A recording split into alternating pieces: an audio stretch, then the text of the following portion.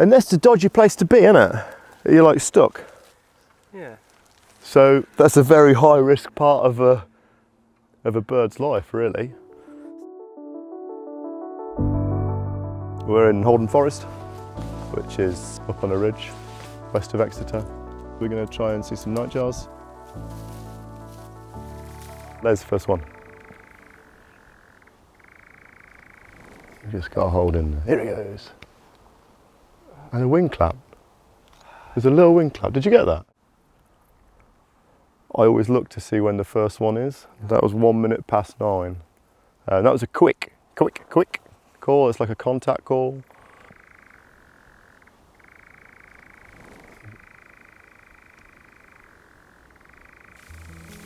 Nightjars are a bit special. The plumage is pretty cryptic. They breed on the ground. So they're quite an interesting species to work with. So at the top end, there's a bit of shelter for the nets with the lower trees. I think we'll have some nets up there and some nets along the side here as well. We're going to put up 3 or 4 tonight. So you look for the gap in the heather, like a natural bowl. They don't have a nest, they just lay on the ground. They'll have a bit of a scrape and a kick about, a bit of a depression and everything. The egg is here. That egg's just been laid and given up. It seems quite exposed. It is exposed, completely exposed, but they just rely on their natural camouflage.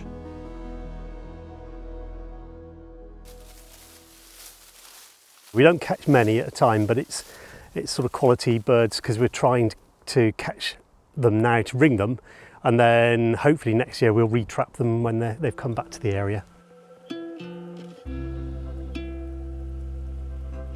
It's really important that we know how the population's doing so that we can do something to put measures in place that they can survive better.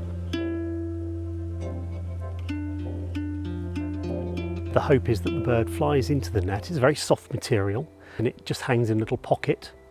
So we'll check the net on a regular basis, and then we'll take the bird back to our base camp, which is the car, and then we'll ring the bird.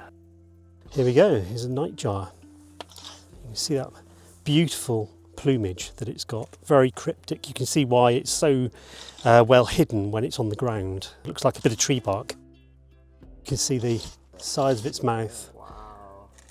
Catch really big moths like a large yellow underwing, or dung beetles, door beetles, cockchafers.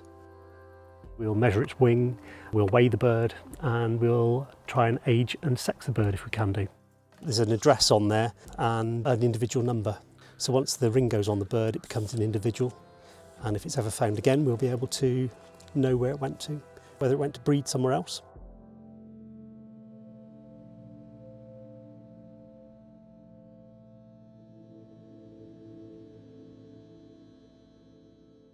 Being ground nesting birds, they're really susceptible. Things like foxes, stoats, hedgehogs, weasels. And then I guess you have the man-made pressures. It is dogs. A lot of the time, you know, the dog will just go in the side of the ride there and it'll come out in here. It's like, oh great, look at all this heather. It's nice and open here. And off it bounds.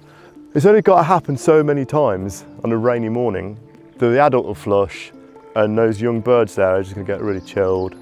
It just adds on to their fairly lengthy list of things they've got to contend with. You know, we sign and we do have quiet areas. For the main part, people are aware and it's always a risk. What we really need to do is create more habitat in between the existing pockets of heathland where birds can then start stepping out on a wider scale.